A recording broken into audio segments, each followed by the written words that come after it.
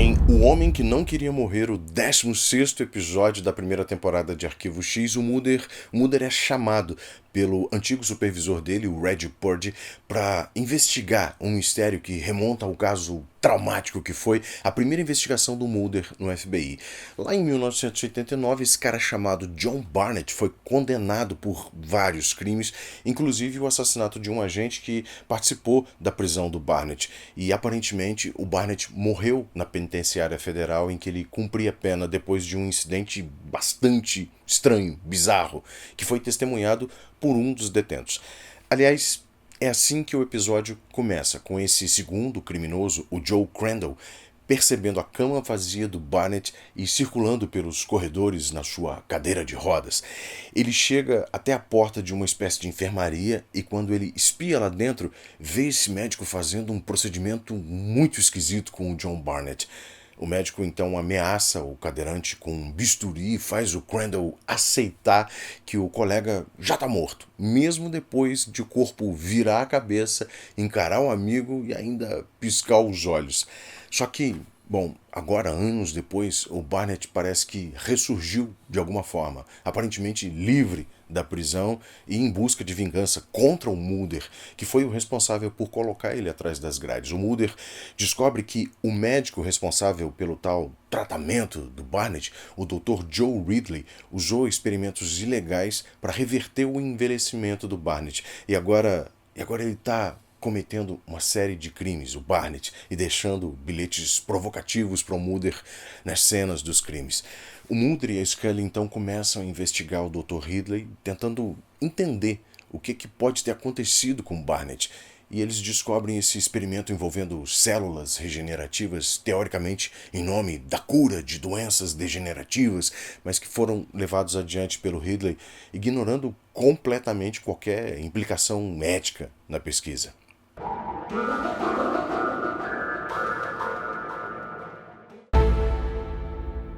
O episódio explora essa linha tênue que a ficção costuma colocar entre a ciência e a moralidade. A ideia de reverter o envelhecimento humano através de métodos nada convencionais levanta essas questões sobre os limites da medicina e o que é eticamente aceitável.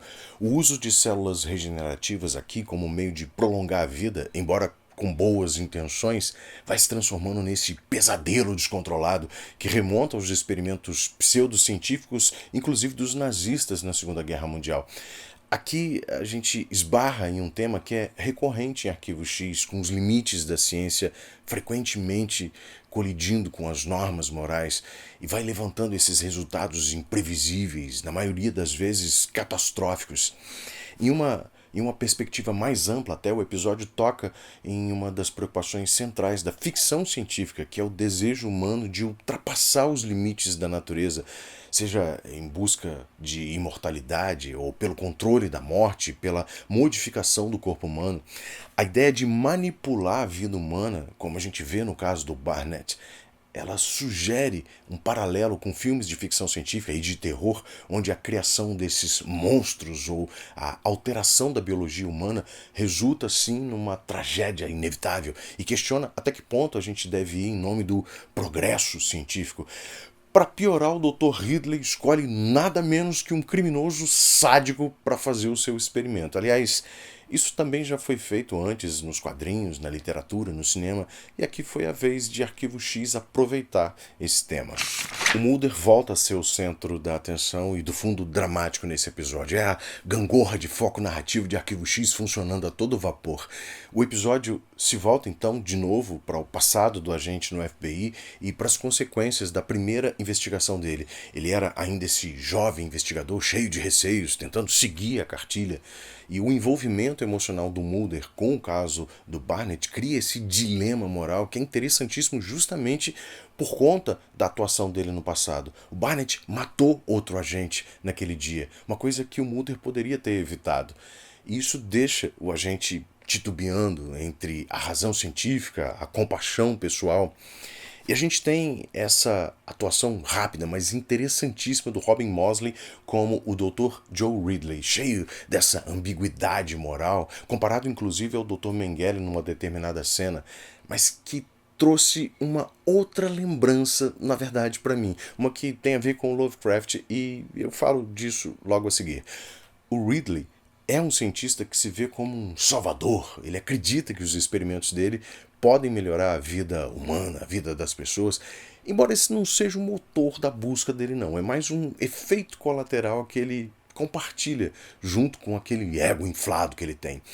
Ao mesmo tempo, ele acaba se tornando essa figura trágica que é consumida pela própria busca científica, vítima ele mesmo dessa obsessão. Já o Barnett, que é interpretado pelo David Patterson quando velho e pelo Alan Boyce quando rejuvenescido, tem mais tempo de tela para se mostrar esse criminoso sádico que simboliza as culpas que o Mulder carrega. O Barnett é um homem que busca vingança não só contra o sistema que prendeu ele, mas contra o próprio destino. E o Mulder simboliza essas duas coisas de uma certa forma. Eu falei sobre a gangorra de foco narrativo e eu quero me aprofundar um pouquinho nisso com você. Tanto O Homem que Não Queria Morrer quanto o episódio anterior, Lazarus, compartilham um tema de troca e manipulação do corpo humano, mas com focos diferentes. Lazarus carrega mais as tintas na Scully, que se vê envolvida emocionalmente com o caso de um cara que é trazido de volta à vida de uma maneira misteriosa. O envolvimento pessoal dela está no fato de que o caso envolve um parceiro antigo dela e interesse amoroso. Já Young at Heart, que é o título original do episódio O Homem que Não Queria Morrer e faz referência tanto ao fato de o caso original trazer um jovem agente Mulder em início de carreira, quanto ao rejuvenescimento do Barnett, se concentra no impacto que os novos crimes trazem para o Mulder e no seu passado com o Barnett, mas também apresenta para nós um antigo parceiro, ou mentor, do Mulder. Ambos os episódios lidam com questões de reanimação ou limites da vida e da morte. São histórias de terror que você veria em deliciosos filmes de terror B, mais sombrios, mais misteriosos, com um quê de suspense psicológico. Lazarus tem um tom mais místico, enquanto Young at Heart se aprofunda mais na ficção científica. A gangorra emocional mora justamente aí. A gente já falou dela, dessa sensação de que os episódios vão se revezando em trazer mais do Mulder em um e depois mais da Scully em outro. São episódios com temas que passeiam por ambientes parecidos e faz com que nós tenhamos visões diferentes dos protagonistas da série lidando com situações muito semelhantes. Eu também falei agorinha sobre uma outra lembrança que esse episódio me trouxe, especialmente na cena em que o Joe Crandall, o detento cadeirante, entra na enfermaria, mas também o tema todo do episódio. Eu estou falando de Reanimator, filme de 1985, baseado muito livremente no conto Herbert West Reanimator do Lovecraft. Esse conto, aliás, é também uma espécie de reaproveitamento meio paródico de Frankenstein de Mary Shelley. Young at Heart tem essa coisa do cientista louco, obcecado por experimentos com corpos, experimentos que não dão nada certo e levam horror para as outras pessoas.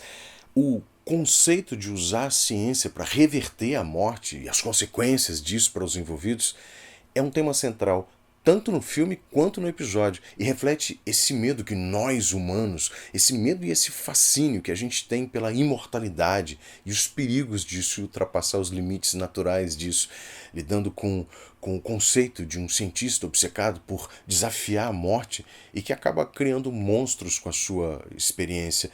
A estética e a premissa de Reanimator, com seus experimentos grotescos, manipulação de vida e de morte, fazem sim eco em O Homem que Não Queria Morrer, que explora um território muito similar, mas com um tom mais sombrio, mais dramático, que se aproxima até mais do conto. O filme é um pouco mais corrido, chega a ser até um pouco irônico em determinados momentos. O conto não. O conto é bastante, como eu disse, sombrio, bastante científico, e se parece mais até com o episódio. Para a gente fechar esse review, O Homem que Não Queria Morrer é um episódio que levanta questões interessantes sobre a ciência, a ética, o custo de se extrapolar os limites dessas duas coisas. Embora a trama central seja intrigante, seja cheia de potencial, o episódio acaba falhando em alguns aspectos, principalmente pela falta de profundidade na exploração de alguns dos temas centrais. Nem causa o espanto do horror, nem reflete o suficiente sobre a ética na proposta do episódio. Mesmo assim, a maneira como o episódio conecta a ideia de rejuvenescimento com as consequências de se brincar de Deus com a natureza humana, ela é bem executada. O conflito moral do Mulder talvez fosse mais uma oportunidade para o desenvolvimento do personagem, mas eu também não vejo um grande aproveitamento disso. Assim como o episódio anterior, eu acho que os ingredientes para esse episódio estão todos aqui, mas eles não dão liga de verdade. Vê só que, no geral, o episódio ele é sólido, é um episódio bom, mas poderia ser explorado mais a fundo com as suas implicações filosóficas. Para os fãs de Arquivo X é uma história interessante, mas não chega a ser uma das mais memoráveis da temporada. Mas e você? O que é que você achou do episódio? Você já assistiu o Reanimator na vida, criança? Eu recomendo muito que você saia daqui agora e casse um lugar para assistir o Reanimator. A gente se vê no próximo episódio de Arquivo X.